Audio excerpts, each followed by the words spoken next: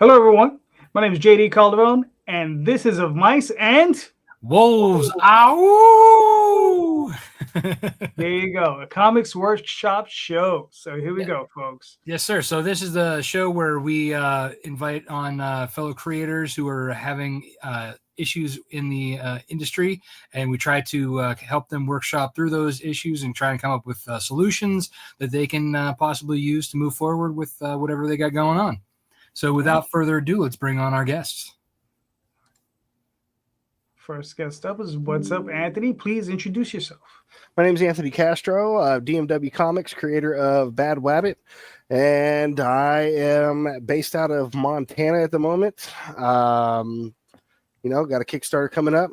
Hanging out with you guys is awesome. I'm glad to be here, man. All right, cool. Beautiful Montana. Yeah. Okay, I would hope so, because Not comic book friendly though.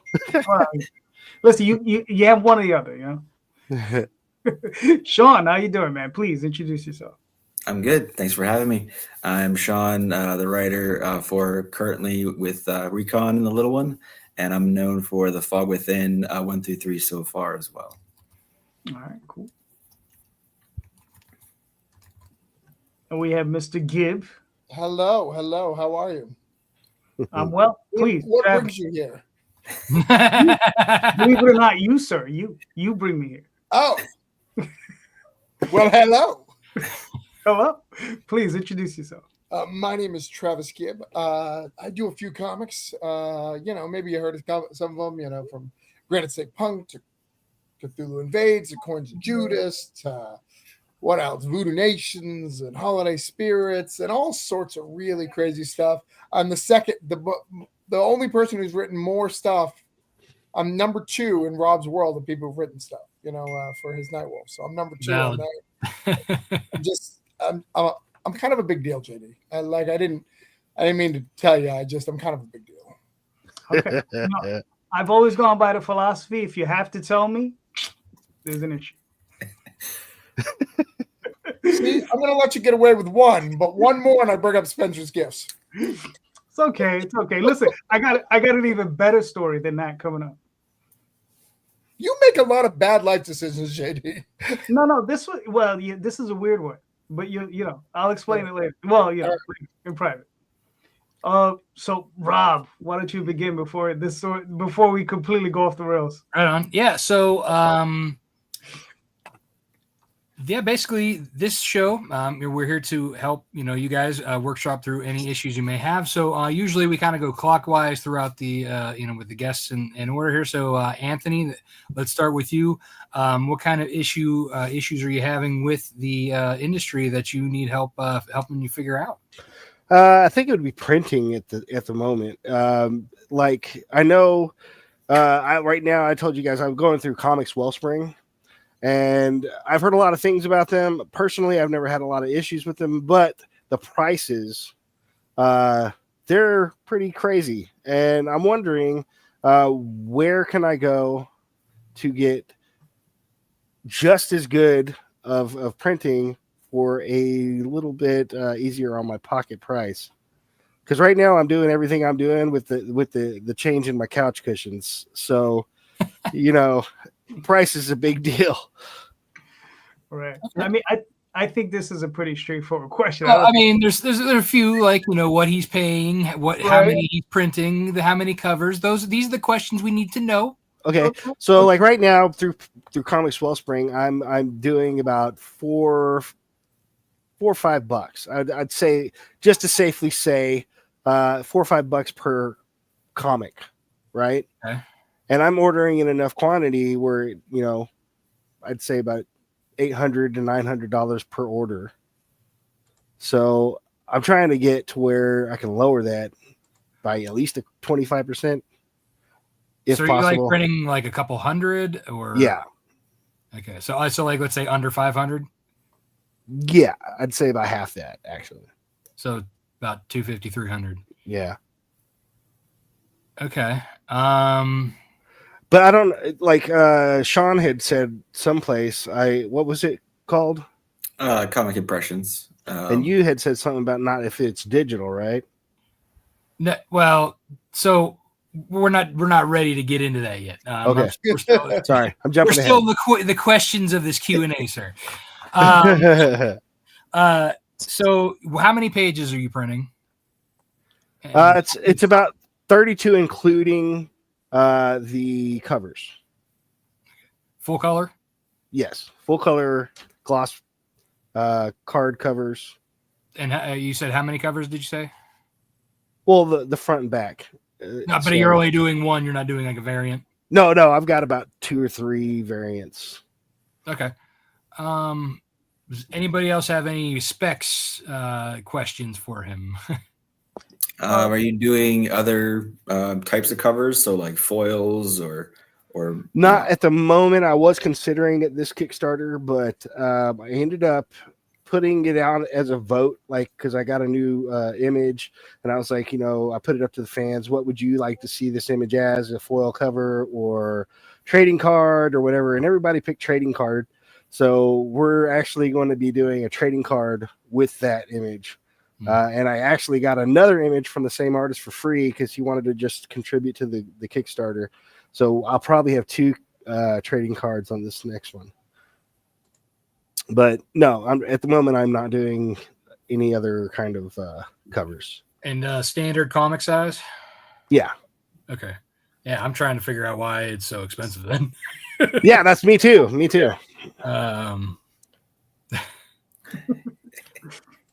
Because JD's from New York, and I know how they like their hair slicked back. Yeah. I thought it was just because you're just getting done being sick and your fever broke, so everything's just Right, it's just wet. It's wet.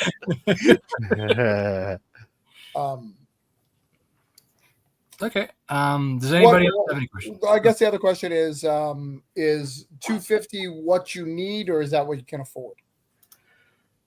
That would be, I guess you could say, what I need to have some leftovers. Because you naturally want to be able to go do book signings and whatever to promote your new comic. And you don't want to order exactly that amount, because then when you give them all away and send them out, you have nothing left. Are you doing a lot of shows, conventions? I was doing, not conventions, but I was doing a lot of book signings. Okay. When I was in Austin. I was doing about 3, maybe 4 months.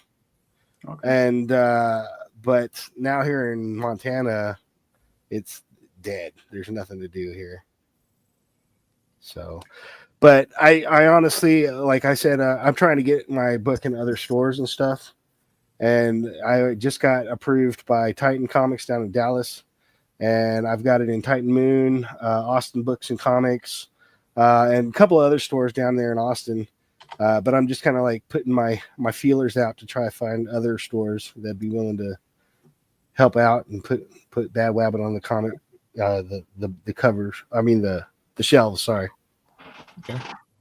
But yeah, I mean, it's just, like I said, I'm doing this with I'm disabled. I got a disability check, and I work extremely small hours. So to be able to do this and keep a roof over my head is difficult, but it's worth it. Understandable. Yep. All right. So if there's no more questions or anything, I think we can start talking about other printers and their benefits. We can jump into the comic impressions one. Sean, if you want to talk to that, since you were the one who mentioned it earlier. Mm-hmm. Sure. I mean, I'm not the expert on comic impressions. I'm pretty sure this guy would be more on the know of that one. But I mean, my first issue for The Fog Within, I did Comics Wellspring, and it was probably close to 1,000 or so for like 200 issues, something like that. Maybe it was more than that, but not by a lot. And then I went to Comic Impressions for number 2 and number 3, and I saved like almost $400. It feels like it's close to that. So it was huge difference in price. I mean, it's really the same quality. They're both good quality printers, but yeah, for what I'm doing, I needed the cheaper price point. And I think they had some features of Comics Wellsprings like to protect it in the mail, like the I can't remember what they call it, but they put the cover on both sides, The yeah, one- and everything. the white cover. Yeah, but that really wasn't really a factor for shipping anything for me. So I'm definitely Comic Impressions from now on. And the reason why that's like for foils and stuff like that, I use Ready Comics for foils and for metals. So you can do print on demand for those. You don't have to do 25 like at Comics Wellspring. 1-5. Yeah. So I ordered like 9 of one and 10 of another one, to have some extras, but also for the Kickstarter and everything. So that's the 2 that I use right now anyways. I'm not going extremely high on my print runs. I might at some point, but right now I don't need to because I'm not doing a whole lot of cons. I'm just getting into the con scene. So yeah. I would say with Comic Impressions, yes, they are good to an extent. But I'd say like the lower print on demand or the digital printing numbers, which Sean, you're printing at, and Anthony, you're printing at, they're pretty good at, because the smaller the runs, the less they're going to jack those up. Mm-hmm. My experience with them has been on the offset side, printing a couple thousand, and let's just say that I don't use them anymore for a reason. So I love Comic Impressions, but I will honestly say 1 out of every 8 jobs has a problem, which is way higher than it should be. Yeah. But they always fix it. The difference is I'm in Florida, so fixing it is like a week for me. Right. Rob, yeah, exactly. Yeah, he can go pick this up. I got to wait. Exactly. So for Rob, it's the stuff, and it's a turnover thing as well. But I mean, Comics Wellspring. In fact, I run a private Discord, and right now that's a big discussion because they just jacked up the quotes a lot. Someone just got a quote for $1,800 for like 700 books. That's not like in the realm of anymore, and it was only 28 pages. So Comics Wellspring is gonna be kind of out of the thing. There's a couple different options, and Castro, what I recommend is always get quotes from several people. Yeah. I actually think the Comics Wellspring quality is crap. I think it's a horrible quality. I think they bow. I think they fall off the shelf. I think there's a lot of stuff that I don't like about them. And if you talk to a comic store, depending on their rack, they probably feel the same. They can tell you who came from Comics Wellspring because the way they print, they kind of bow out a little bit and they'll fall over, which is not what comics want. They want them as flat as possible. So a couple of other options if you want to keep in that realm. You don't want Comic Impressions is Ready Comics. Ready Comics is really good, about the same price. We'll keep you right in there. You can use Kablam if you really need that discount to push some pennies. That's one of the things you can do is putting an ad in. Same thing with Comics Wellspring. I don't know if you know about this, you could have put an ad in the back of it to help you. Yeah, that's what I've been doing. I would say though, in comparison to I've used Kablam before. That was my first. I used them for 2 issues. Again, another one I won't go back to. They've had too many mistakes. Plus, they don't really print them right. They don't want you to use the crop marks. They just want you to send like where the raw is, and they just kind of line it up themselves. Which is one time they totally cut off the logo at the very top. So I was like, no, thank you. So plus even with their discount, they still are more expensive than Comic Impressions. So again, Comic Impressions is a good one for the low print runs. Another one that I've actually been using and is Color Vision, and that's who I've been using for my since issue 7 was my last one with Comic Impressions. So 8, 9, and 10, and then Snowpaw 3. So those are the ones I've been using with them. And I did actually get a quote because somebody wanted a exclusive for the done, either a 250 run or a 500 run. And I think the 250 books were a little more than $500, and the 500 books printed was like a little over $700. So like even there, like, I mean, in price comparison, like Color Vision has been really good, and without somebody's special discount code. Yeah, well, and the other thing to think of, Castro, if you're not against it, consider printing overseas. Yeah, it's adds length of time, but the discounts are crazy. Obviously, stay away from China, Canada right now, but that could fix tomorrow, depending on how our guy is. I mean, but that also, like, even with like the tariff in China, it's still, if you do bigger print runs, it's still cheaper. It's cheaper, yeah. Yeah. I don't know, 25% now. Well, look, regardless, I'm still going to print these things in China regardless because it's still cheaper. Yeah. I'll tell you, and this is Rob and I's problem. Like we print big books. I'm gonna look for a career printer because they don't have any tariffs. So, well, I put a link in our private chat, which goes to a Chinese printer called Quinn Printing. I believe I know a few guys. I got recommended by them by another professional, and I believe these are the guys that Antarctic Press uses, right? So if you've ever seen an Antarctic Press book, these are the guys they use, right?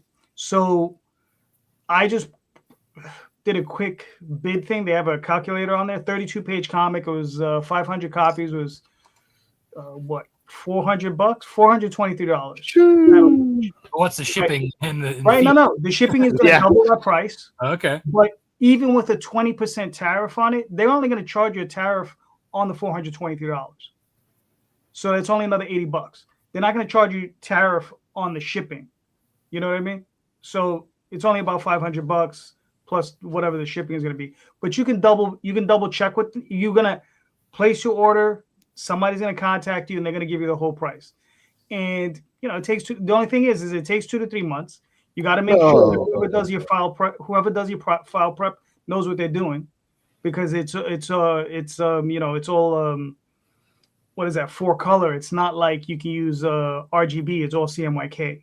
So you got to make sure whoever knows how to do that knows how color trapping and that sort of thing. So it's an offset print. It's not. It's an offset printing. It's not going to be but it is a lot cheaper than what you're going to get here. You can talk to them. Maybe they can get it down to 2 to 3 months. I think when I checked with them, it was about 2 to 3 months to get it. Yeah. But with China, the slowest you can get it is 2 months because it's like a 30-day print window that they do it because they have to do it in job. And they're only allowed, China, just because I asked a whole bunch of questions, they can only print so many American products like in a run. So they've got to do so many of this, and then they can do an American, blah, blah, blah, blah, blah. Then they can do an American. It's not that they can't just throw it at the printer. It's that they literally, by law, have to do so much China before they can do China. And that it's 30 days. That's by air, not by sea.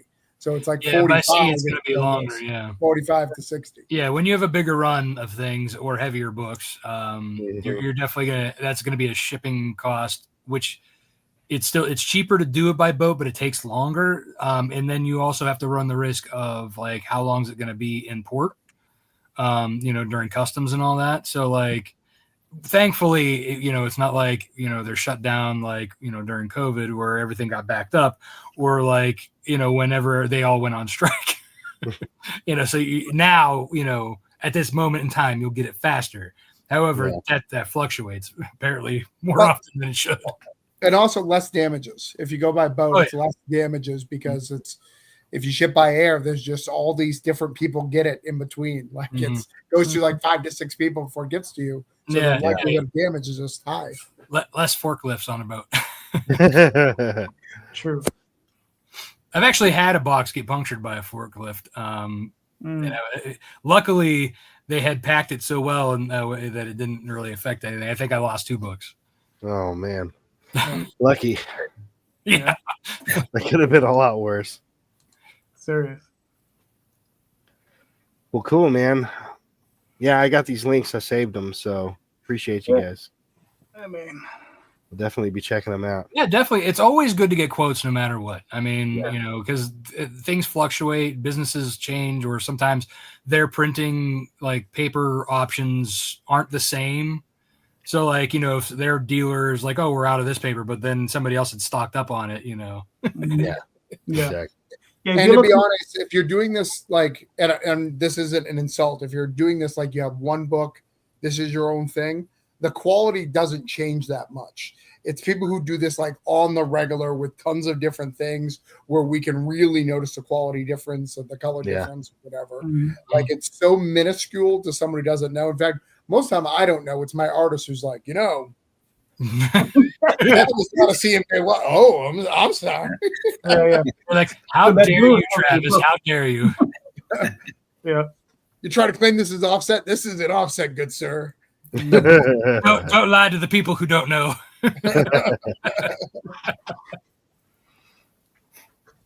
All right. Well, I mean, so Anthony, you think that helped you out a little bit? Big time. Definitely gave me a couple options to look into, and I'll definitely be doing a round of quotes from other printers besides Comics Wellspring, local and overseas. So I think it'll help in the long run when we're ready to print and go that route. So thanks, guys. Appreciate it. No, you're welcome. I'm gonna put some links in the private chat for you, just so you can get some quotes around. Oh, cool. Thanks. Yeah, I'm gonna star all these. Bookmark them.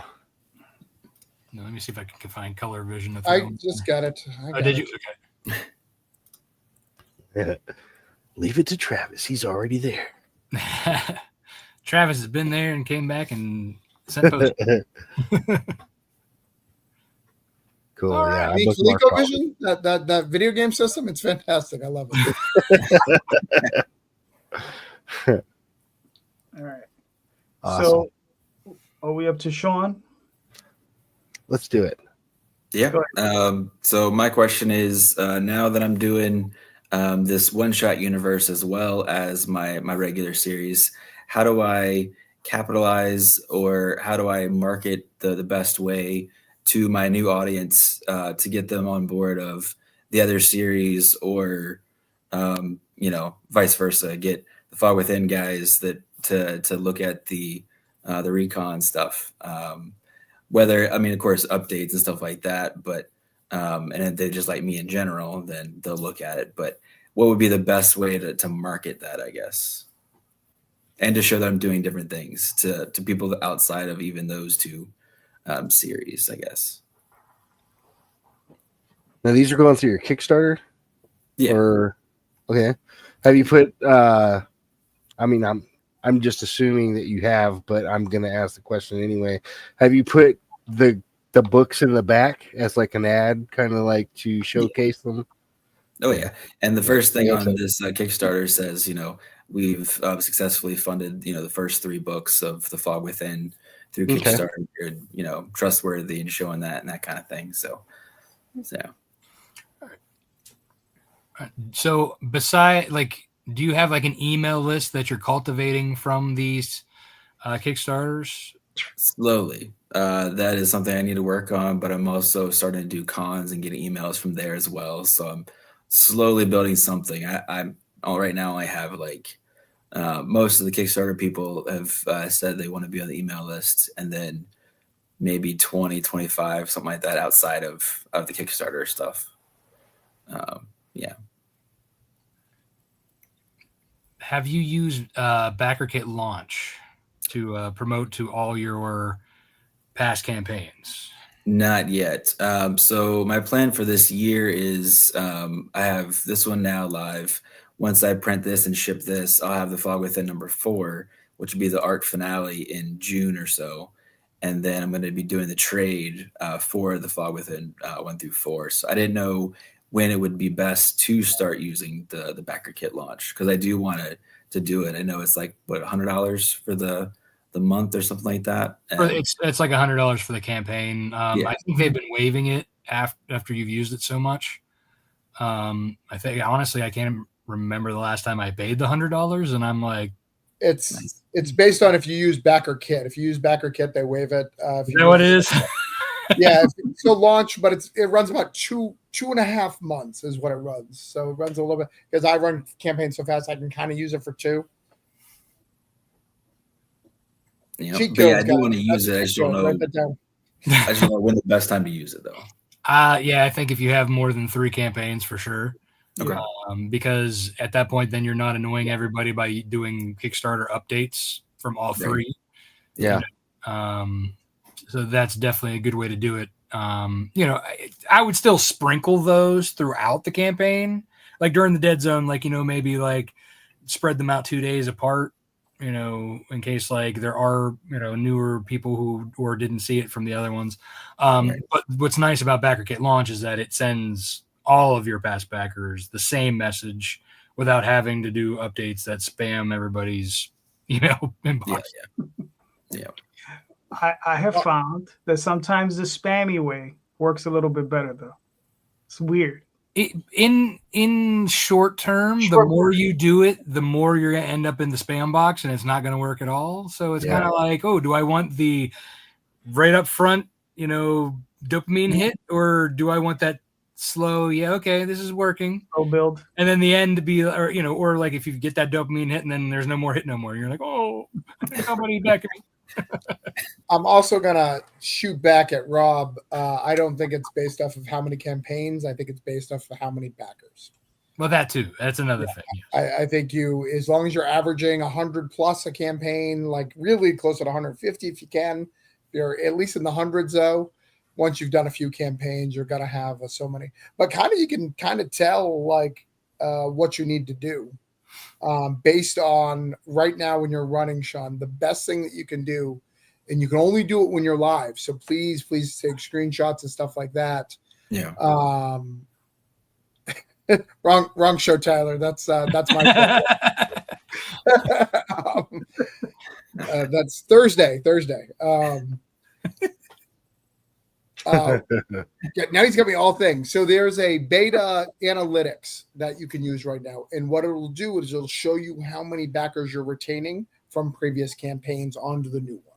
And that's super important when you have a new series for several reasons. Talking about what JD and Rob were doing, especially JD, who has a lot of different books. Rob books are similar, though they do have different audiences. If you ever ask him, like he'll tell you that there's it's about it's a 50-50, either 50% or both, and then the other 50 or the other way. It's weird considering they're both werewolf books, and they both have the same character. Well, one of them anyway. Yeah.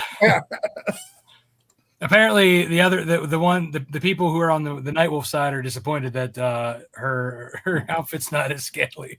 Right. Wears too much clothes in the past. Damn, sure women's suffrage. Like, my neckerchief is too tight. But what it'll tell you, one of the things that's been very useful to me is it tells me, oh, this is getting a lot of return backers when I did it with launch. This brought in a lot of stuff. I know that this audience suits well with this new campaign. So I can hit that one with app updates and things like that. So if you see one that's connecting a little better, it can help you know which one to do updates on and which one to help. It's the best tool available that they take away from you the minute you're offline. It's so stupid. Don't they understand that like most video games run betas for the life of the existence of the thing? Like it's only when they're about to cancel it that they're like, this is the real thing. It's like one last chance to get it back. Well, the other nice thing too about like launch though is that you get to see all that data that you have across all the campaigns too. So that's always there. It's not like it goes away. It's no matter what. Once you've used it, it's already collected that information. So you can see like who's backed you all three or who's new for this campaign, and so it's nice to like track that data, while you're doing it. Though don't go down the rabbit hole too far because sometimes it might drive you nuts. It's true. It's fair. But yeah, I mean, anybody else have any other suggestions for Sean about how to kind of like cultivate, between the two audiences? The big thing, Sean, is the minute this campaign is done, whether they paid for it or not, if you're, because we talked about this, one of these things, this was my idea for him I recommend doing a one shot. He was starting to get a little stagnant on trying to get backers for his new campaign. I said, hey, if you have a one-shot idea, you can bring in a new audience, and a percentage of those are going to come over to your new thing. And you can see where your audience is. And I think it's been a great success. This book has been a great success. But what you need to do is at least give them the digital after this is done when you launch a new campaign. Let your recon audience know for issue 1, hey, I have this new thing.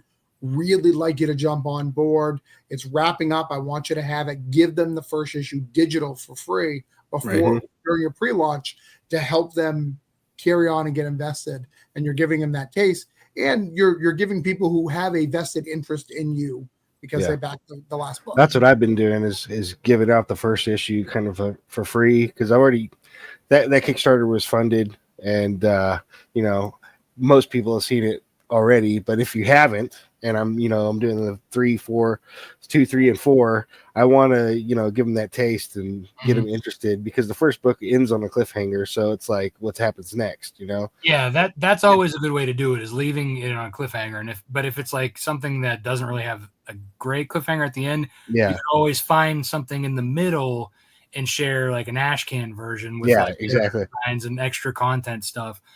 For example, like when I was launching Snowpaw #1, I put out like a 9-page preview that I was putting out with my free digital of Nightwolf. So that way they were able to see it, and whenever they were signing up for my email list, they were getting issue 1 of Nightwolf and then the preview of Snowpaw. So that way, you kind of help build up that interest as well. So whenever you have a new series, that's a good way to start it, and then eventually you'll start doing two. Katrina is our editor for Snowpaw. So she's biased, just for the record.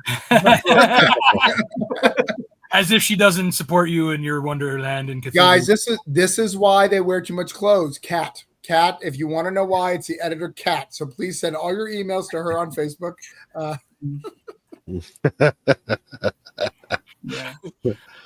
But yeah, so like, when you have both series like kind of now like on the roll, as Travis was saying, you have like this finished piece, put 2 like landing pages out, right? Where one that's focusing more on the one book and then another one focused on it, but you can still kind of give both books and see which one, like, so you have 2 different buckets, fill it up, so which one fills up faster, and just kind of, A couple of things you could try to tag along with what Travis said. You could put an ad in your book for the other book, right, that you're sending out. Put a QR code on there so that they can download that issue. The download a free issue or free few pages or whatever. To piggyback on that. One of the other things I do is I'm a trading card guy, so I like sending out trading cards. Everybody has tiers. So on the back of the cards is usually information about the characters, some of the story, whatever. And I always have extras. So whenever I do Tall Tales, I drop in some Oswald, swag in those, and vice versa. So you can throw those around. And I mean, and in that way you're cross promoting, and people are looking at the cards like, what the hell is this? And maybe they'll read it, and you can let them know, there's a website, maybe put a little QR code on there as well, and hopefully pick up a couple people that way to get to cross over. So you're the trading card guy. I think I might have made a mistake with my trading cards as far as the back of them. I was trying to toggle, between either just a really cool looking back or putting the information of the character on there. But I don't know if I'm wondering if fans already know who the character is. There's a few things you can do with it. You can write a little promotional piece on the back of it. You can have like quotes from people who've like, pull quotes from fans, other creators. But the most important thing is that QR code where it'll take them back to get your stuff, so that there's some kind of reach back to you. Yeah, there you go. I do like 6x4 postcards that have like our information front and back on it. So like when I do the trading cards for us, it's kind of like the traditional like Marvel trading card where you have like the awesome looking front, and the back has like the character stats and first appearances and all that bull, descriptions and stuff, because that I think people like that back matter too, that they don't actually get when they're reading the actual story. Like when you actually have like all that information, people enjoy that. Like I said, in the 90s, I ate those cards up, even though I hadn't had the comics and I knew about a whole box of them. Oh yeah. So I collect them. So I have a binder, and whenever I get a new card, I just stick them in there. And there's like, I have like this huge binder of like random ass, and they're not in any real order. So there's a random ass, indie comics all over the place. So That's how I like it. Someday Beckett's going to be knocking down your door trying to get those graded. Oh, yeah, I got like a whole box of holofoil marble cards. yeah. So yeah, I know what you mean. Do you have my rookie card, JD? I want to make sure you have my rookie card. Listen, man. JD would be the only one that has all of our rookie cards. Yeah. How did I want it? You know. So I will tell you. So just a random side thing. I don't want to get distracted because I know time limits. But I went to Baltimore. I got nominated for a Ringo. This is not a brag about that, but there's a guy who literally makes trading cards and comes up to me and my wife when we did our signing that made our trading cards because we were Ringo. It was the coolest and weirdest and creepiest thing I've ever had. I was like, he's like, I custom make them. I make them every year. I have all of them since like 2012. I was like, oh, all right. I wonder if he has Bruna's then, because like she was nominated the year before for the colors of the year. Yeah, maybe. It was wild. It was cool. I have a picture of it on my social media. That's pretty sweet. Mm-hmm. That's cool. Right. Yeah. So does anybody else have anything for Sean to help him out with this? Or Sean, do you think what you've gotten so far is pretty good? Yeah, so I've done like the little 5x7 card with the book, like for the next issue or whatever. But I can definitely put it for when I send out recon, put the QR code, and not just to the pre-launch for the next thing, but also the digital number 1 of the Fog Within. That makes sense. I haven't thought about that, so it's a good idea. That'll bring them on board. Yeah. Cool. Okay. All right. I think we're up to Travis. Travis don't have no problems. He knows everything. Thank you. And we're done, guys. Thank you. All right. It was a pleasure. Travis says, "Mo money, mo problems." Yeah, that's it. I'm just swimming in the cash. I'm like, you fools. I've already paid that tariff one time. Gone up every time. They literally call out Trump, by the way, on the tariff. They're like, because of Trump, not because of like, laws, like literally angry. Anyways, so my situation that I'm in is a high-level problem, but a major problem. So because of the diamond changes, all my diamond deals are gone. I am no longer with Scout Comics. The end of bars. Well, that was kind of happening before the diamond thing. Well, yes. I have an NDA though, Rob, so you're going to have to be quiet on. We have Band of Bards is no longer printing through Diamond, right? We're only printing through Diamond, so that goes away. I just recently signed the massive indie deal, so Orange Cone by itself can go into Diamond. So I am a massive distributor, which is kind of cool, and I'm going to use that for me, and I may publish some friends' work to get them into the direct market to do that. However, my goal is Travis, not Orange Cone, to go to a different level. My dream is that that Orange Cone does very few Travis Gibb books, and I am doing my own books elsewhere, as a Mad Cave or a Vault or whatever. I'm doing stuff. And then Orange Cone, who's built a brand, can then publish friends who need to get that next level. But every time I'm almost there, I step back.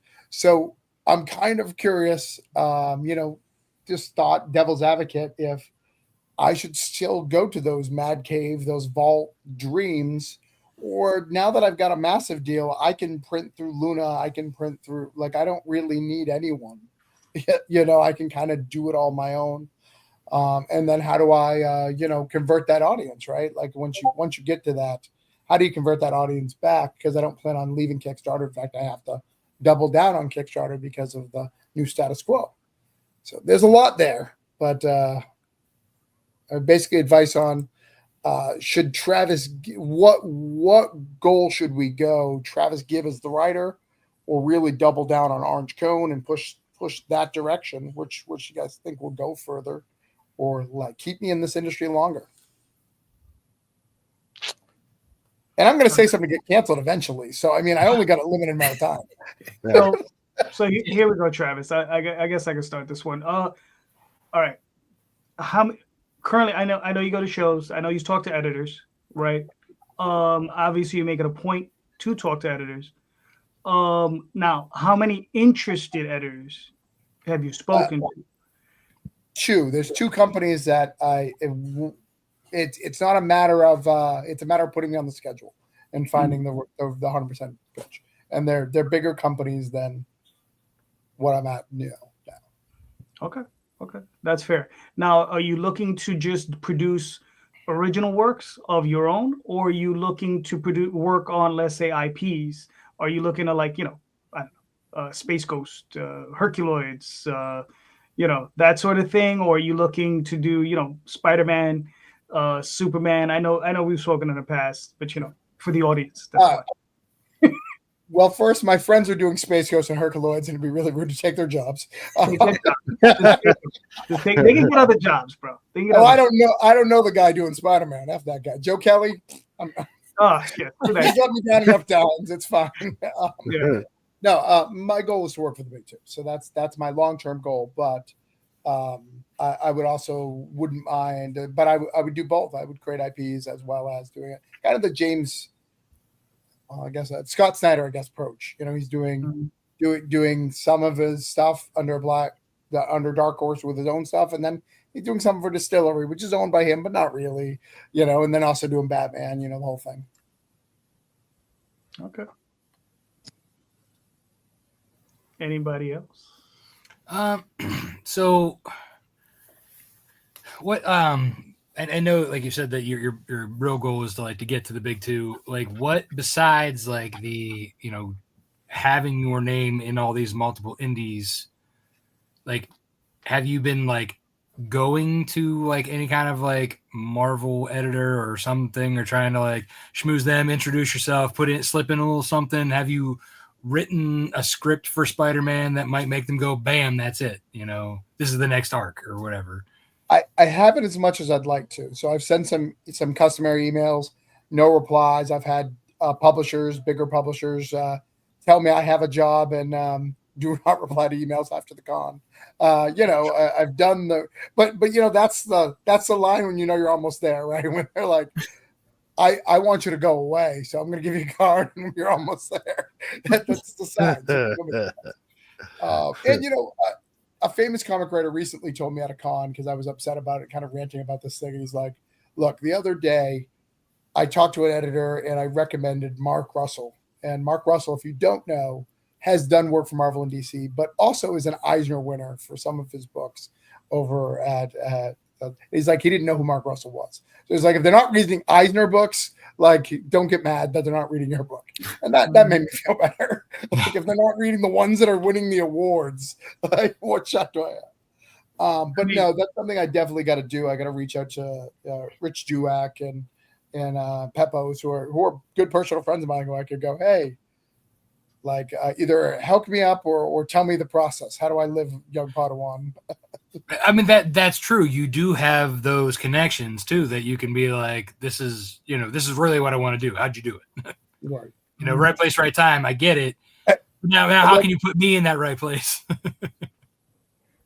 Yeah. The other question I would have is, what's your budget for strip clubs and taking my dinner? Believe it or not, that sounds funny, right? But hanging out in a bar, they don't call it BarCon for nothing. That's a big portion of it. It's one of the reasons why I refuse to become a professional writer. I refuse to go that route. So. And unlike you, I am at every BarCon. If you see me in Baltimore, I will be at BarCon. If I know where it is at MegaCon, I will be there. I will be smoozing, because that's what I want to do. Then there's me at the end of the day at a con. I'm like, I'm going to bed.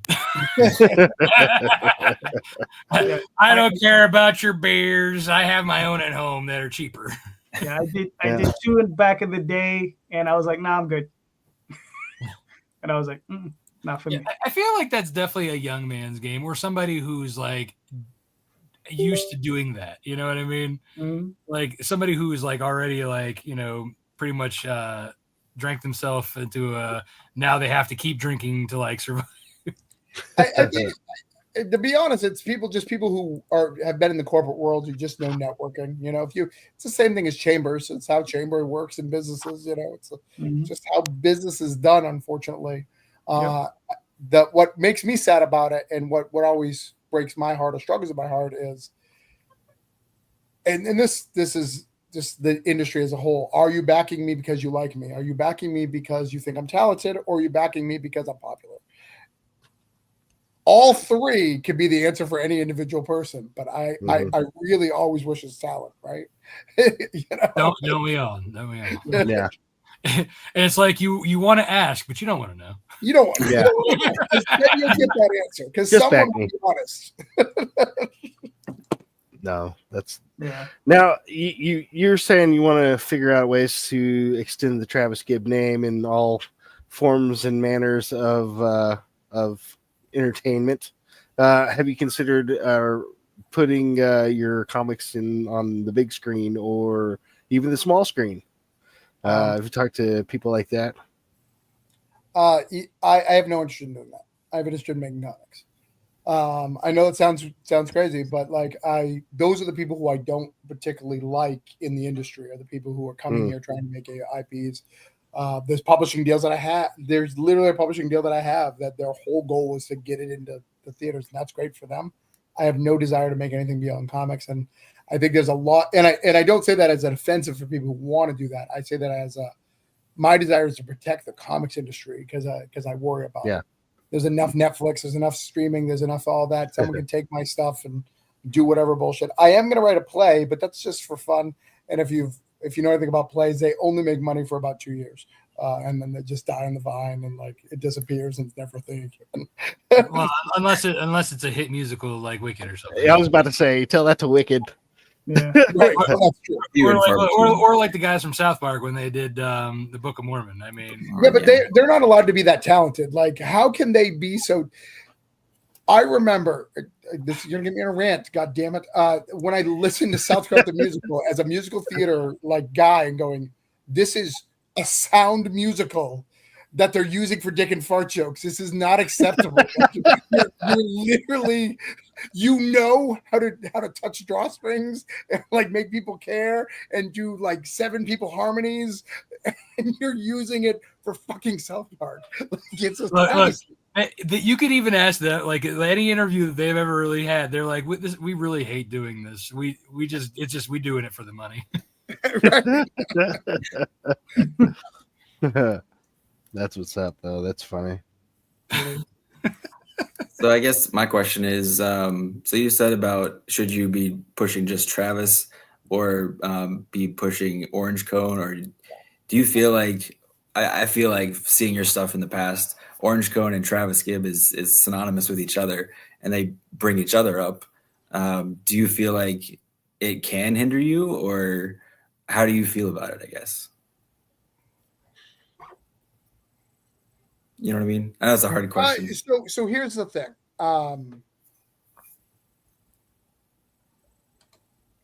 Okay, I'm not going to be. I was trying to think of how to be PC, but I can't. There is a difference from someone else publishing you or you publishing yourself. There's a difference in quality. Yeah. There's a statement that's made there. Mm-hmm. I know a whole bunch of people who make a ton of books and they're not good. And I'm not trying to say that to be mean to them. You're allowed to make your books. But the only way to, when we talked about those 3 categories where I want to be known for my talent, the only way to know I'm known for my talent is if people will hire me. Now, the negative of that is I still have to suffer with the popular, because you could be popular and not talented. Because popular still gets you work. But so I don't think they necessarily hurt each other, but I think that someone in a bar somewhere can say, wow, Travis has a lot of books. And then someone replying, yes, Travis makes a lot of his own books. You get what I'm saying? Yeah, and I don't want that argument. I actually want to be able to use Orange Cone. I want to get to the point where I can use Orange Cone to go, I think this guy is fucking talented, and I'm willing to put my name behind it. That's what I'd like to use Orange Cone for. I'd like it if my stuff is sorry, I'm struggling. What is Robert Kirkman's company called? Not Skyrim? Image, the one that he works with. After, no. No, I don't know. Yeah. See, we're all having they all have it right now. We're like, it's Robert Kirkman. That's it. Right. Well, Ghost Machine. Let's use Ghost Machine just because that. It's an Image comic, but Ghost Machine is the brand. Skybound. There you go. Charlie's here. Yeah, yeah. Skybound. Sorry, thank you. I had a brain fart. Skybound. Where I'd like to, an Image comic, and inside the book it has a Skybound in there. It's trying to do that and get to better work, and trying to figure out what I can do to be that corner and make Orange Cone important through that, and allow people to grow through Orange Cone. Because I know that people have got work because they've done Cthulhu, which is great, but I'd rather it be for, let's say I was publishing Nightwolf, go like, this is a book I believe in. Here's why, Well, thank you for that, Brown Nose. I'd say JD's book, but he's stuck on this black and white anime thing. Like, it's very confusing. Hey, listen, man, it's working, and it's moving into color soon. So. Oh, that's cool. Yeah, I mean, I totally get that thought process, because, like, really, I mean, obviously, I'm the guy doing my own stuff and publishing my own stuff. But I've been lucky to be able to publish a few others' short stories.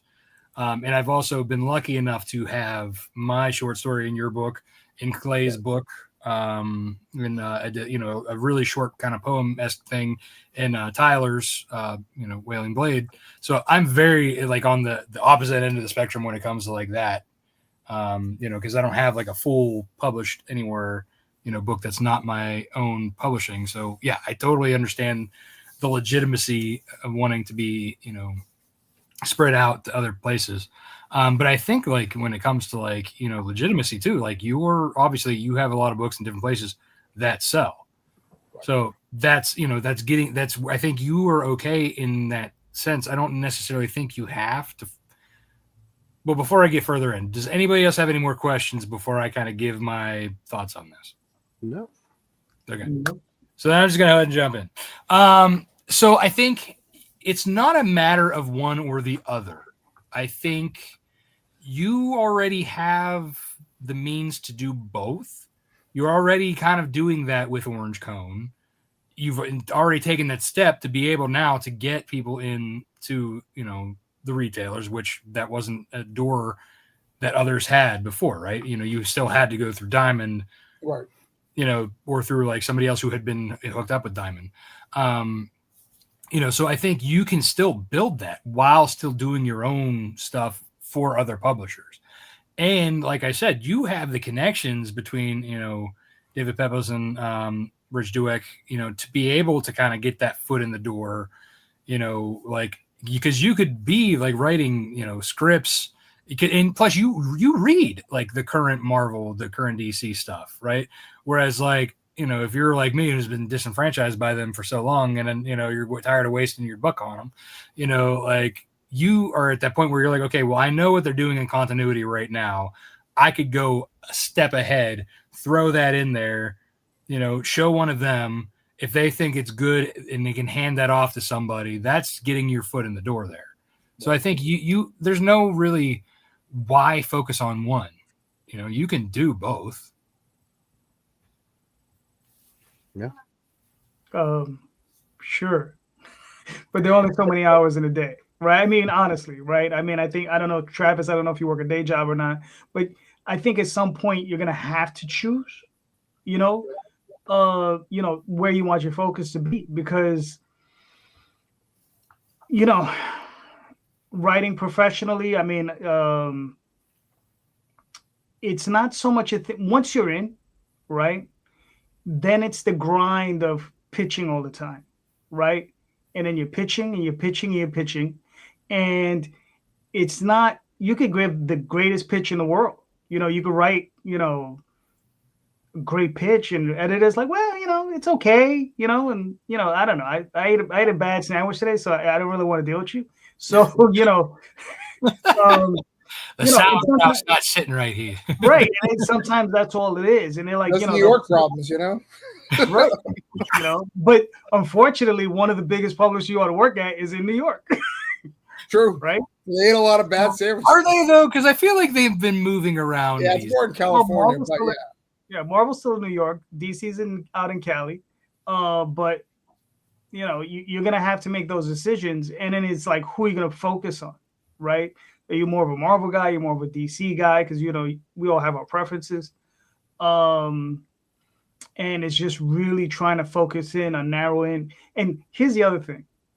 One of the real dirty secrets about this that a lot of people don't talk about is that if you're not selling books in quantity, and I mean quantity, right? 20, 30, 40,000 copies, they're probably not going to look at you, because of where we're coming from. You understand? Because the truth of it is, Disney will only contact you if they can make money off of you. If you're already making money, then they'll reach you. Right at the point where you're like, man, I don't need those guys. That's when they're gonna want to talk to you. Yeah, that's when they want to see your soul. Right. That's when they're gonna be like, oh, if he can make 50, 60 grand for himself or sell 50, 60,000 books for himself, imagine what he could do for us. Yeah. That's when they're really gonna want you.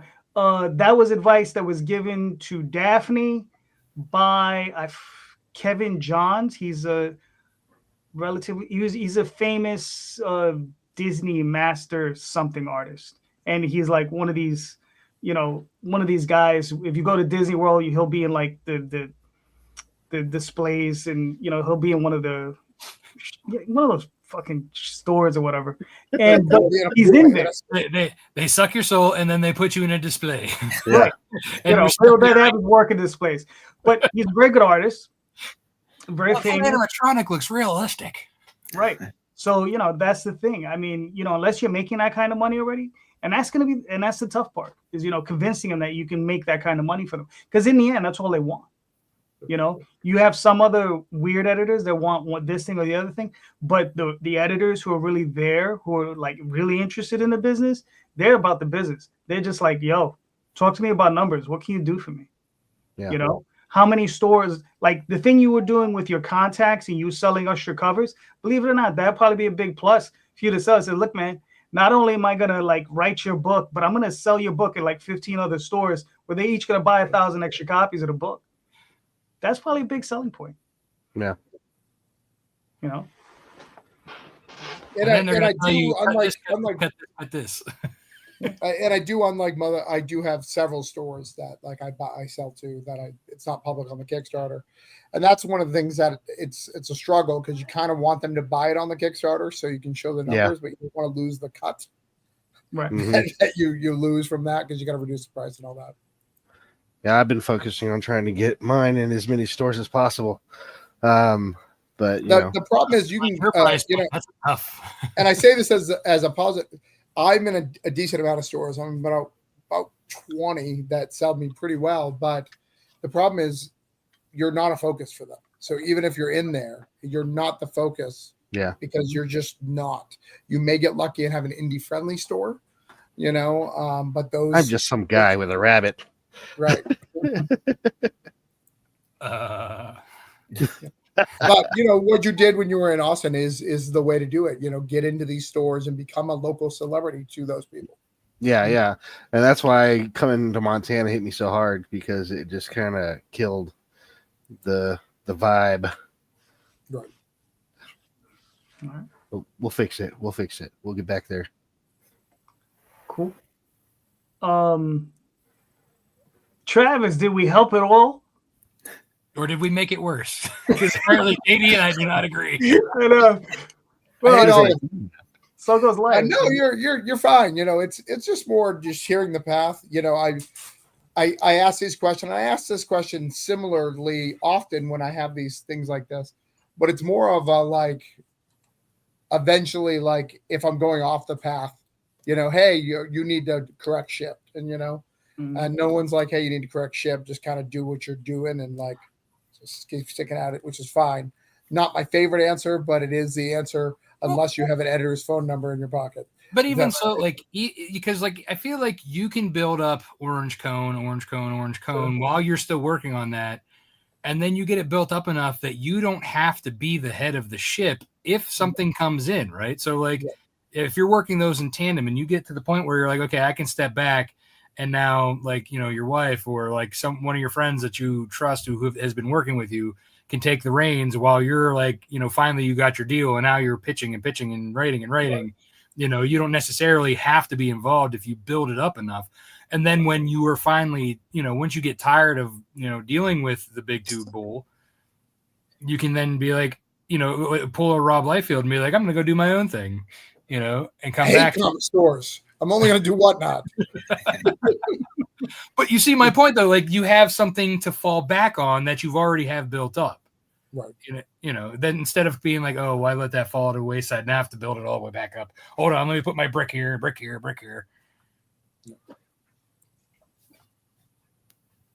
I appreciate you. I'm glad that helped. So JD, I guess since we kind of gone through everybody, why don't we start the promotions or the pitches as if or as our friend Tyler has early in the show requested. All right. Here we go. We were talking about him earlier. The Wabbit. So there talk to us. All right. We got Bad Wabbit 1 through 4 coming out. It's going to be 1 and 2 are already in stores, but we're trying to get 2 or 3 and 4 out there. It was ranked #1 bestseller. There was actually a time where 1 and 2 were ranked #1 and 2 on Amazon. So I mean, it doesn't totally suck. But but we're trying to do 1 through 4. It's written by me, edited by Chris Philbrook. If you guys don't know who that is, he's a #1 best-selling author of novels. He doesn't do comic books yet. This is his first venture with me on comics.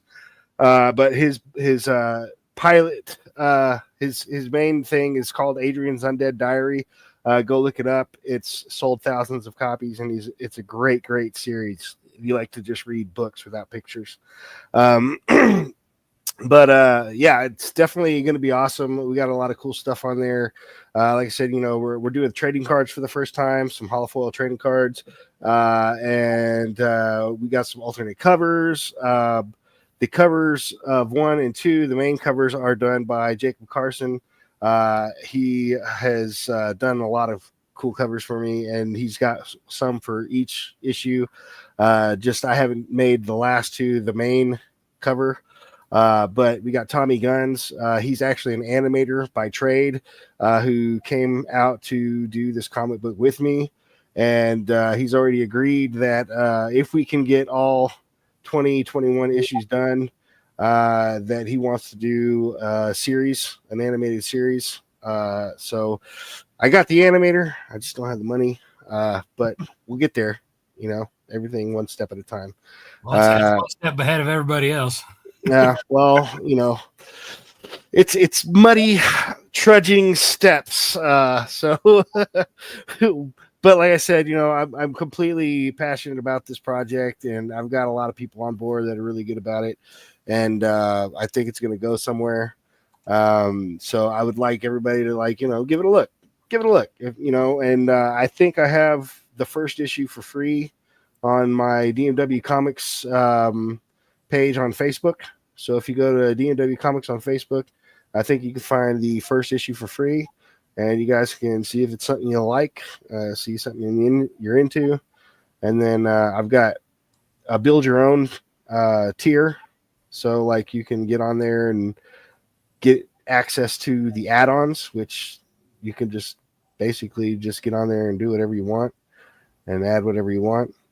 I think it's gonna be a good Kickstarter. So this time around. Cool. When do you plan to launch?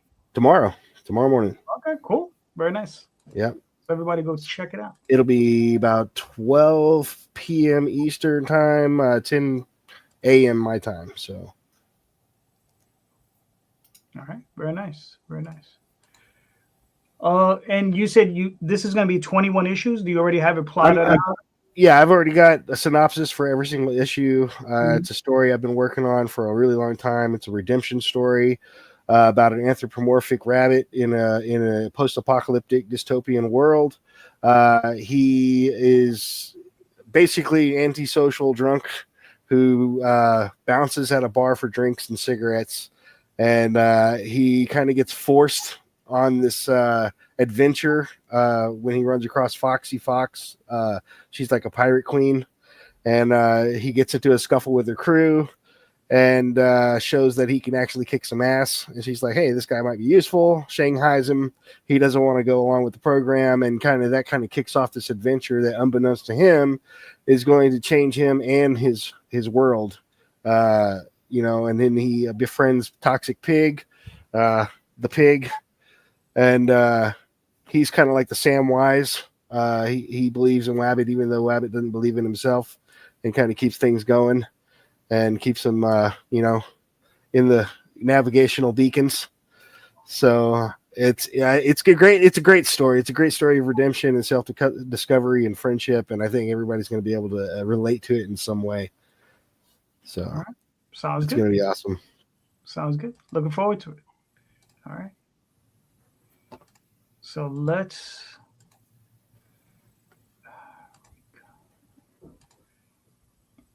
All right. Yeah, so that's Recon on the Little One. Is my first one shot. So this is my fourth comic. But basically, robots versus zombies. Who doesn't like those two things and then combining them? But the idea came from the fear for my daughter growing up in this crazy world. She's 4, and as a father, I want to protect her. And why not add zombies to that mix? So Recon, the robot, is basically me as the father protecting her, but also my son's personality. So it's kind of like a Wally bot attacking zombies, kind of that quirky kind of robot. And the style, the way he does the pages, Dave Schwartz, my artist, it really looked like a Samurai Jack-like style action. So that's how I made my elevator pitch, was Samurai Jack meets Wally, tasked with saving the last girl on Earth against zombies. So the idea behind how we get there, because my favorite thing about comic writing is the world building around it, is food is scarce in the present, and scientists over bioengineer the food, and Mother Nature fights back and says, you're not smarter than me, and causes this infection. It's like a vine-like infection of zombies, instead of them just wanting to attack brains or eating people, and you don't know where they're coming from. This infection, they want to infect you and bring you back to the earth, and basically Mother Nature wins. So in the beginning of all of this, the humans are dying off and they're losing this war. So they build these robots to fight in their place. And eventually all the humans have died, or so we think. And the robots don't have any purpose anymore. And so at the beginning, the first page kind of explains that part of it, and how he's wasting away as a robot in this abandoned warehouse. And he hears a scream, and he's instantly activated and runs after what he was programmed to save in the first place, as a human. And so he's trying to find this girl. And then the whole point of the comic is how he protects her and how they survive, and little mystery involved. In my video, I kind of explain in the first 5 pages, kind of explain that at some point he's failed his human that he was protecting. And this is like a redemption story for the robot as well. And it's a lot of fun. And the girl and the bunny is based on my daughter. And it's kind of the 3 characters is the robot, the girl, and the bunny. The bunny adds a lot of emotional tie to it. It's been a lot of fun. And I do have a plan for basically 3 one-shots in this universe. One will be a couple years after this book. One will be showing the war. So it'd be like Robots and Zombies, the military style book. And then I'll be having a finale of a 4th issue that'll culminate those 3 one-shots of all the characters that you meet and everything into this one big finale. And that's the idea I have for this. All right. It looks good, man. It looks really nice. Yeah. You got what? Another 9 days? Yep. You met your goal, exceeded it. Yep. And this is definitely by far my largest Kickstarter so far. My biggest one was number 3 of The Fog Within. That was 119 backers at like 3,700. So I'm definitely on the right track. And eventually my goal, I'd love to be, of course, 250 backers or so. That's the gold standard, I guess. But we're getting there. slowly get to that point. Well, there you go. Yeah, I mean, you know, as you're doing these, you're building your audience too. So, Yeah. I mean, I think, you know, you're already bringing some of your other genre backers into this as well. So I think you're definitely already on the right track for that. Yeah. Thank you. Yeah, man. Great job. I mean, another 9 days. Everybody, go buy a book. Heck yeah. Congratulations on funding too. Yeah. Thank you. Very nice. Very nice. All right. Sorry about that. Buy a book, buy a book, buy a mother effing A book. There you go. get a job, get a job. So So you Travis, see, this is what it looks like when you've been doing this a while, and they don't want to buy all your variant covers like Sean. So I get the same amount of backers but less money. That's how this works. This is Upheaval. This is my first superhero story.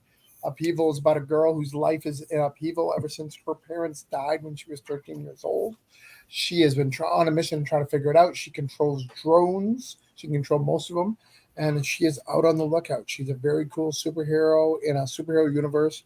It's really much like Sean. It's connected to my daughter. You know, when my daughter left when she was 18, like my kind of world that went up in upheaval, and your kind of worlds go into upheavals. Like you kind of try to figure out who you are from like 18 to like 30, right? Like try to figure that out. And I wanted to talk about that world and what it looks like, and a fun superhero book because I haven't done one before. So we've got the hot girl superhero. They're clearly wearing too much clothing. Apparently,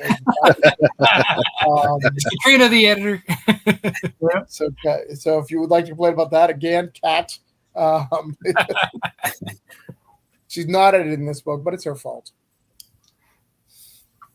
All right, cool. Now, is this a one shot? Is it a limited series? No, it's a limited series. We're gonna go for at least 5. If it becomes a fan base, we're gonna keep going. You know, superheroes can go on forever. That's what's great about them. They're evergreen. So I got the great Brian Wolf on it, doing some cool stuff. So we're gonna keep doing some things. So it's a lot of fun. It's been a cool series as we've been doing things. We've got some really good covers there. Those are our samurais. They have 8-bit masks, which I think are really cool. Look at Sean Wolf. You got a J. Scott Campbell-ish looking cover from Sean Fornery. Mm-hmm. Very nice. And Gerard, who's been really hot lately, doing a really sweet looking orange cover there. Yeah. So yeah, it's fun. It's pretty inexpensive to get in. You know, you can be drawn in if you want to. The book is already almost done, so you're going to be delivered very, very fast. So, and all the other orange cone goodness is right there. I've done a few books. One or two. Yep. But thanks, please. Yeah, back. You got 9 more days. Yeah, you got Sean 9 more. doesn't need more money. Right. So, all right, cool. So this is your first foray into superhero comics. Yeah, I mean, Coins of Judas is a superhero-ish book. It's kind of like a Ghost Rider-ish, like Right. that kind of superhero. But this is like traditional, like superhero. Yeah. Cool. And it'll be that kind of rating. You know, anything you'd see in a Marvel or DC book is what you'll see in here. You're not going to go the Invincible route or anything like that. It's going to be, suitable for not all ages, but for teens. More like PG. Yeah. Yeah. Exactly. I'm going to have guns and violence, of course, but Maybe PG-13. yeah, you got to have guns and violence. Yeah, I know. You got it. It's comics. You got it. Uh-huh. It's cool. I like it. Yeah, good stuff. So when you created this, like who would you consider like, what was your inspiration to create this book? Really, I wanted a superhero. I want to do a superhero forever because I want to write superheroes. So I figured, well, I should probably write one, to show that I can. That was the first thing. Second thing is I wanted to make something with drone powers. Mm-hmm. Kind of talking about that. I think drones are a big part of our life these days. So I wanted to really do something. And I realized that there's no superhero in the mid-tech level, right? There's Iron Mans, there's, cyborgs, but there's no I have a couple of tricks, right? Right. like all the other people tricks are like their mutant power or whatnot. So I wanted to do something different. There's no technomancy. What's that? No, there's no technomancy powers. Right, exactly. There's no I know a little bit. And I really wanted to create one of the things that I do that I'm known for in my work from Broke Down and For Dead Bodies, from Granite State Punk, is making the cities come to life. So this is set in Orlando. So we use all the Orlando. So the big catalyst event that caused superheroes to happen is the Pulse shooting. So that was a big event that caused people to be superheroes and respond. And we're kind of dealing with those repercussions on both the good and the bad side of it. Because you may not know this if you don't live in Orlando, but they're still fighting over building the memorial for the Pulse shooting from 2016. Like it's ridiculous. And it was a major event, a major thing that happened. So I want to kind of tell a city story. So you're going to see a lot of other superheroes and a lot of fun. It's going to be a fun series. So if you like fun superheroes, this is what I'm going to give you. All right, very nice. I like it, Travis. I like it. Thank you. Very good. All right. So you got another 9 days. You got a little work to do, but I don't think you're gonna have an issue getting there. Yeah, we'll be all right. Yeah, you'll be fine. Very nice. All right, cool. So, Rob, I could just ask some random ass question, and I will. Do you have one live yet or no? Yeah, I got Dreamweavers, but listen, I don't. You know how I am. I don't like really pulling up my stuff. You might as well. I mean, both of ours are in the chat. You might as well. That's true. That's true. Okay, here it is. So this is Dreamweavers #1. This is actually if you missed the first campaign, this is the second campaign. So it's the same issue that I released before. Just got a few more covers. Has a lot of sexy covers in there, but it is about 4 kids when they go to sleep.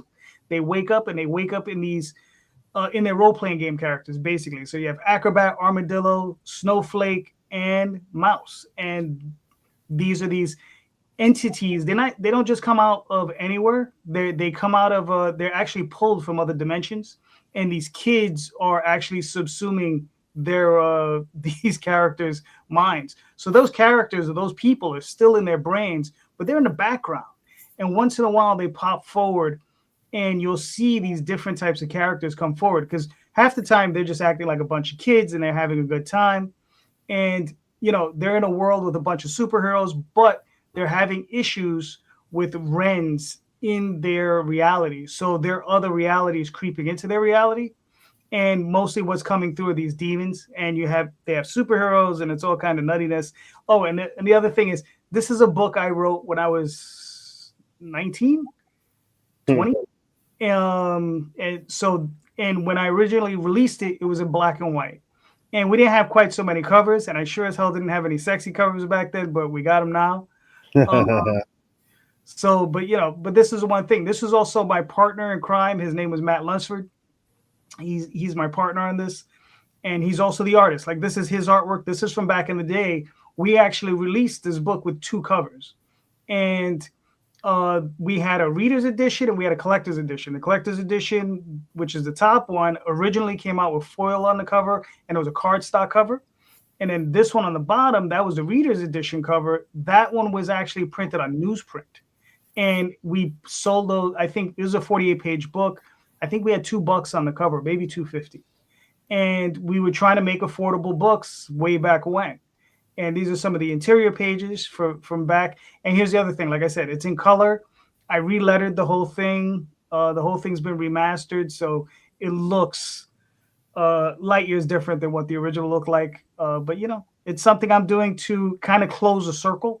Because we only ever released 3 issues of it. And there's 3 more issues to go. So I'm actually back together with the original artist. We're going to complete the series. So that's it. It's Dreamweavers. This is issues 1 through 6. So go check it out. Sweet. All right. So, boop. There you go. Rob, you got anything? Yeah, I threw my in the. Where is it? Where is this? It? All right, I'll pull you up, brother. Yeah, mine's launching tomorrow, so I figured I'd just give it a quick. Oh, look at you. Have at it. Not this Nightwolf thing again. Well, I would have launched Snowpaw, but I'm still waiting for Mog to finish Kurt Zauer's book. So. Gotcha. Don't worry about it. She will get you in there. Hey, well, I have seen a couple thumbnails. Okay, good. But I at this point, it's like, well, I'm just gonna keep throwing Nightwolves out there until she gets it right. Mm-hmm. So yeah, so this is Nightwolf 1 through 10. This is for the 10th issue of Nightwolf. We are getting down to the nitty gritty of this 12 issue story arc. So this origin story is coming to an end rather quickly. We're getting down to that, and we're really getting into like the crazy action right now. So basically, in issue 10, Nightwolf is trapped in purgatory, and he's being aided by the succubus you see there, trying to get him out back into the land of the living. While he is stuck in purgatory, he is unable to use his lycanthropy because it is a power of nature, and there is nothing alive, no nature in purgatory. But he does discover his kinetic energy power is not related to his lycanthropy. So that's what you can see him pretty much charging up right there. So there's something else going on. What might that be? Nice. Now, so how many issues do you have plotted out, like in the future? Oh, I got like definitely 3 seasons worth, if you will.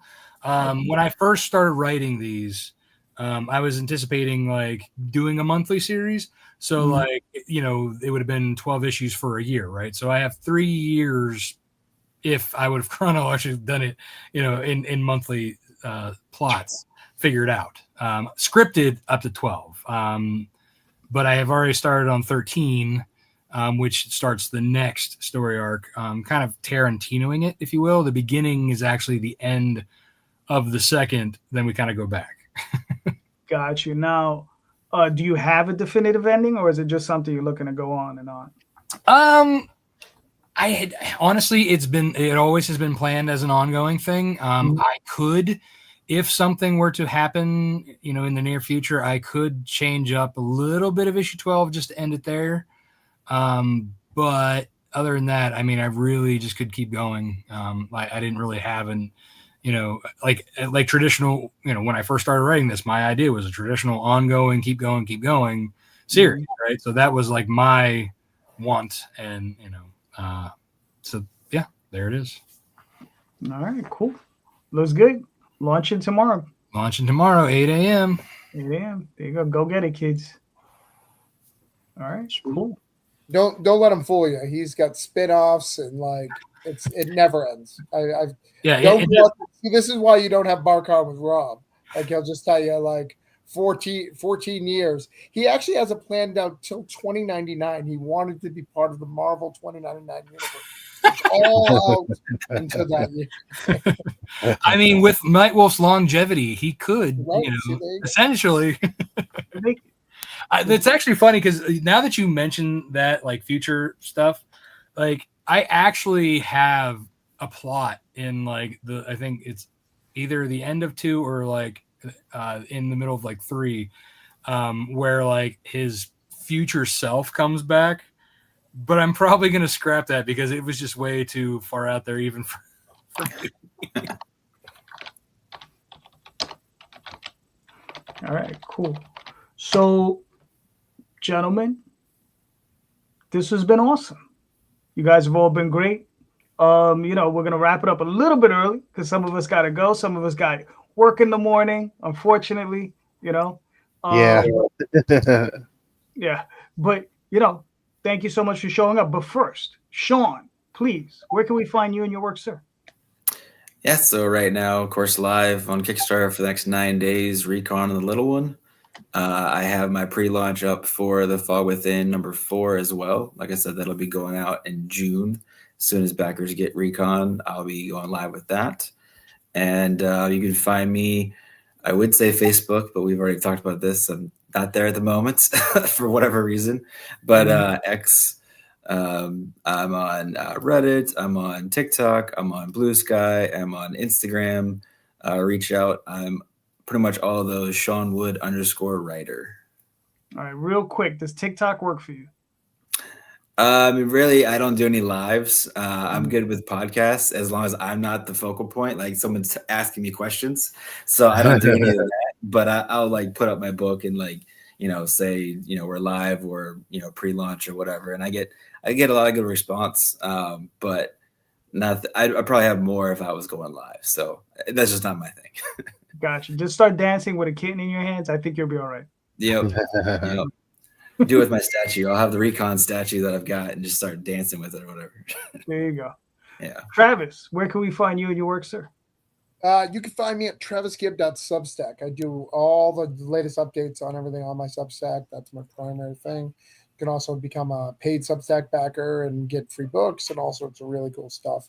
But that's where you can find me most of the time. I'm always on Kickstarter. We have Orange Cone Productions. If you want to buy into the old stuff and you don't want to wait till as an add-on. But yeah, you can find me. Yeah, all over the place. I'm doing something. All right. Busy guy. Busy. Anthony, where can they find you and your work, sir? You can find me at dmwcomics.com. You can go there and find the digital copies for sale. I think in our private chat, I put a link to the first 2 digital issues for free, so you guys can go check those out if you haven't already. Also, DMW Comics on Facebook, and I think Instagram, and probably YouTube, and pretty much everywhere. Not TikTok, because I'm not, a dancer. So, but definitely go check it out. Like I said, we're launching tomorrow. As soon as I want to get up, about 10 o'clock in the morning here, which is going to be about noon your time. But we will be launching then, and I'm looking forward to it. I think it's going to be awesome. Yeah. So, and if you live in Austin, Texas, go to all the local comic book shops. You can probably find my book there too. All right. Very nice. Mr. Multari, where can they find you and your work, sir? You can find me at All Things Lone Wolf Comics, Facebook, Twitter, Instagram, Blue Sky, Beehive, whatever that was.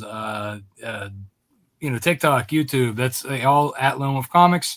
You can find me personally at Rob Multari at Twitter, Facebook, Instagram, and go to lonewolfcomics.com. You can check out all of my stuff there, where I have my back matter and whatnot.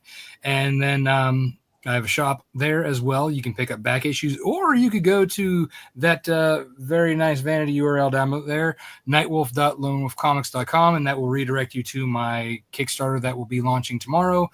So click that follow button on the pre-launch page and join us first thing in the morning. All right. Very nice. Very nice. I'm JD Calderon. You can find me here every other Tuesday with Mr. Rob. You can find me every Sunday, or almost every Sunday, on Indie Comics Explained with JD Rosario and various guests, where we talk about comics or indie comics or the business of indie comics. TikTok, Twitter. Well, no, excuse me, not TikTok. Twitter, Facebook, Instagram, all those different places. And currently on Kickstarter with Dreamweavers, and the Oswald Chronicles soon enough will be returning back to Kickstarter, because we can't help ourselves. So one more time, gentlemen, just remember, everybody, please go check out the links in the show notes. Those links go to all of the campaigns that we've just discussed today. And please back those campaigns. All of these creators are great creators. All of them are making incredible books. So please support them. These guys need your help. All right. So please read more indie comics, especially ours. Have a good night, everyone. Thank you. Bye. Bye-bye. Now, if I could just find that